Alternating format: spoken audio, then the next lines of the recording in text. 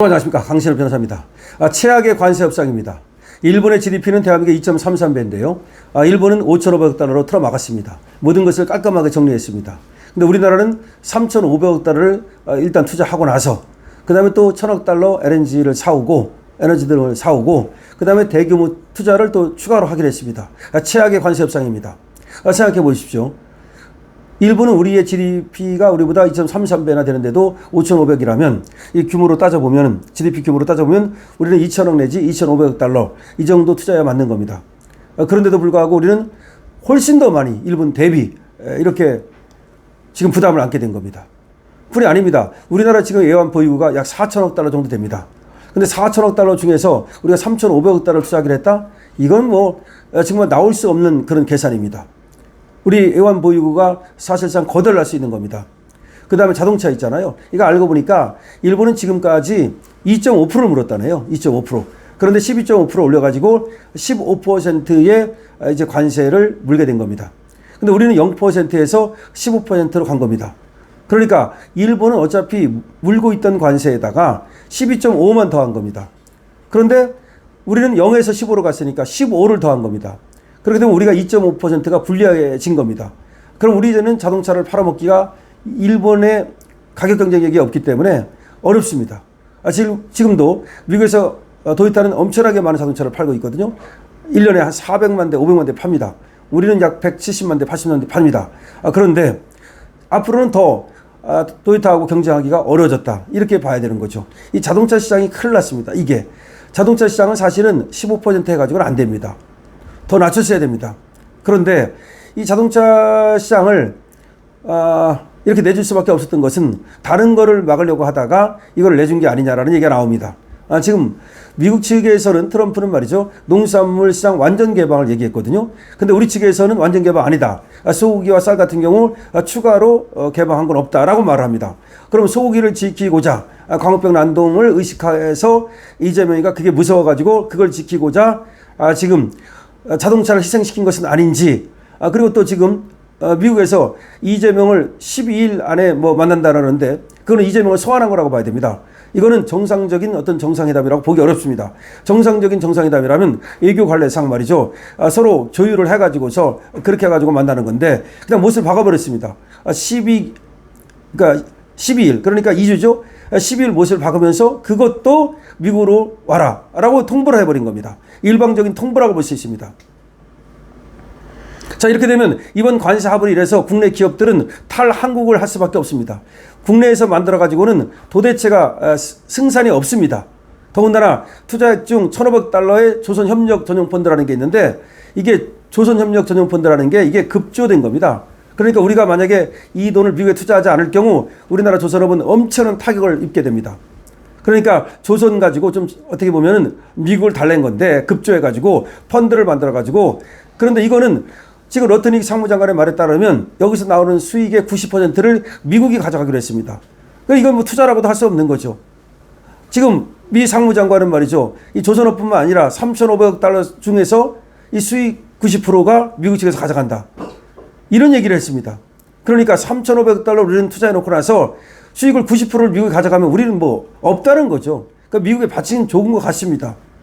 근데 우리가 돈이 많은 나라면 상관없어요. 근데 일본에 비해서 GDP도 별로 되지도 않고 경제력 규모라든지 내지는 기술력이라든지 많이 떨어지는데 이렇게 최악의 관세 협상을 해놓으면 일본과 경쟁할 수 없습니다. 유럽과 경쟁하기 어렵습니다. 자, 이렇게 되면 말이죠. 방법은 하나밖에 없습니다. 우리 자동차가 살기 위해서는 이제 조지아에 우리가 자동차 공장을 세웠지 않습니까? 거기에서 더 많은 자동차를 생산할 수밖에 없습니다. 그렇지 않아도 말이죠.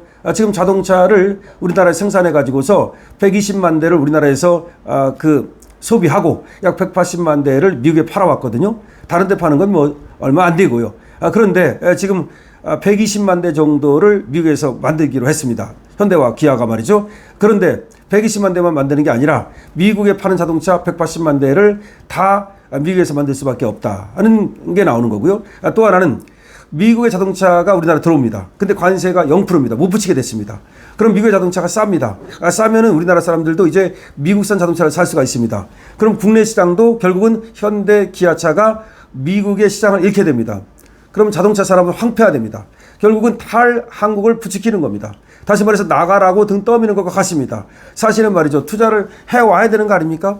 미국의 돈을 우리가 끌어와야 됩니다. 영국의 돈을 우리가 끌어와야 됩니다. 일본의 돈을 끌어와야 됩니다. 그래야 우리가 잘 살게 됩니다. 투자를 받아야 됩니다. 근데 투자를 받기는커녕 우리가 거의 공짜로 어마어마한 돈을 갖다 바치는 겁니다. 그리고 거기에 수익이 난다 하더라도 그건 우리 돈이 아닙니다. 다 미국이 가져갑니다. 그럼 우리 기업들은 거기 가서 투자만 하고 죽게 일만 하고 일은 또 우리가 합니다. 우리가 투자하면 그 공장 세우면 말이죠. 그리고 조선업 하면 우리가 일할 거 아닙니까? 물론 같이 뭐 협력한다 하더라도 결국 일은 우리가 하고 돈은 미국이 챙겨가고 이게 뭡니까? 최악의 관세 협상입니다. 최악의 관세 협상입니다. 그러니까 우리보다 GDP 규모가 2.33배나 높은 일본에 비해서 너무나 많은 투자를 하기로 했고요. 3,500억이 아니라 2,000억 내지 2,500억만 했어야 맞는다는 겁니다. 더군다나 A1 보유국으로 봐도 우리가 너무나 많은 투자를 하기로 했고요. 그 다음에 투자를 했을 때 이 투자도 일본이 원하는 곳에 투자를 하기로 했습니다. 근데 우리가 원하는 곳이 아니라 트럼프가 지시하는 대로, 트럼프가 지정하는 곳에 투자를 하기로 했습니다. 이건 너무나 다른 거죠. 수익의 90%도 미국이 가져갑니다. 더군다나 우리는 추가로 플러스 알파 대규모 투자를 하기로 했습니다. 그럼 이 대규모 투자하는 이것도 우리 기업들이 결국은 빚져가지고 나갈 수밖에 없는데, 그럼 대규모 투자를 하기 위해서는 공장을 옮기는 수밖에 없는 겁니다. 우리나라에서도 기업을 엄청나게 투자를 하면서 미국에도 대규모 투자를 할 수는 없잖아요. 그만큼 돈이 없잖아요. 예를 들어서 삼성 반도체가 평택에다 더 큰 공장을 세우고 싶어도 이제 여기다 투자를 못하고 미국에 가서 투자해야 됩니다. 현대자동차가 국내에 더 큰 공장을 짓고 싶어도 여기다 못하고 미국에 가서 투자해야 됩니다. 그러면 국내는 생산 기반이 무너지는 겁니다. 국내는 공장이 무너지는 겁니다. 더 무너지는 것이 확실한 것이 노란봉투법을 만들었잖아. 노란봉투법 만들어가지고서 기업을 갖다가 지금 목을 조이고 있잖아. 그렇지 않아도 유럽 기업들도 나간다 그러고 미국 기업들도 나간다 그럽니다. 그런 판에다가 더군다나 지금 돈이 없으면 여기서 투자를 할 수가 없어요. 그러면 한국 기업들은 이번 차에 노란봉투법도 꼴보기 싫고 이재명도 꼴보기 싫고 그 다음에 이번에 차라리 글로벌 기업으로 미국으로 나가자. 미국으로 나가면 미국에서 어쨌든 원스톱으로 많은 어떤 행정 편의를 주고 그 다음에 정치적으로 그렇게 목조이고 이런 건 없잖아. 그러니까 깜빵 가고 뭐 그럴 위험은 없잖아요. 이재용이가 다시는 깜빵 가고 싶지 않겠죠. 따라서 이재용이도 여기다가 한국에서 미련이 없겠죠. 여차 잘 됐다. 아차 잘 됐다. 이번에 한국의 대기업은 전부 다 미국으로 나갈 것이다. 유럽으로 나갈 것이다. 이런 얘기입니다. 이게 이제 한국이 끝났다. 거덜났다는 겁니다. 무슨 뭐 지금 이제 이거는 무슨 노조만 끝난 게 아닙니다. 민주노총만 끝난 게 아니고 자동차 노조만 끝난 게 아니고 다 끝났다라고 보는 것이 맞습니다. 그럼 어떤 사람들이 이렇게 생각할 거야. 거기 투자해도 우리나라 기업이니까 우리나라 기업이 벌어가지고 돈 갖고 오면 되는 거 아니냐. 무슨 얘기하는 거예요. 기업이 배당을 하면 얼마나 합니까? 그 수익이 나오면 얼마나 남습니까?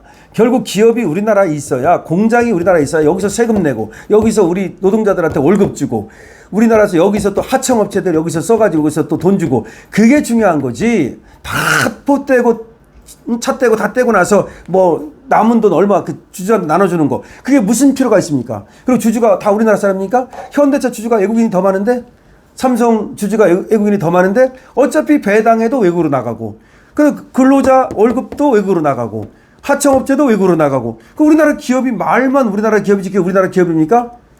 한국의 제조업 기반이 완전히 무너졌다. 드디어 특히 자동차 협상을 망침으로써 자동차 한국 완전히 망했다. 현대자동차를 드디어 이재명 정권이 완전히 망하게 만들었다. 노란봉투법 플러스 그 다음에 또 관세 15% 때문에 결국은 현대자동차 노조만 망하는 게 아니라 현대자동차까지 망하고 국민까지 망하게 생겼다는 겁니다. 여러분 어떻게 생각하십니까? 여러분들의 댓글을 많이 남겨주시고요. 강신업 TV에 대한 응원은 좋아요와 구독으로 주시기 바랍니다. 강신업 TV입니다.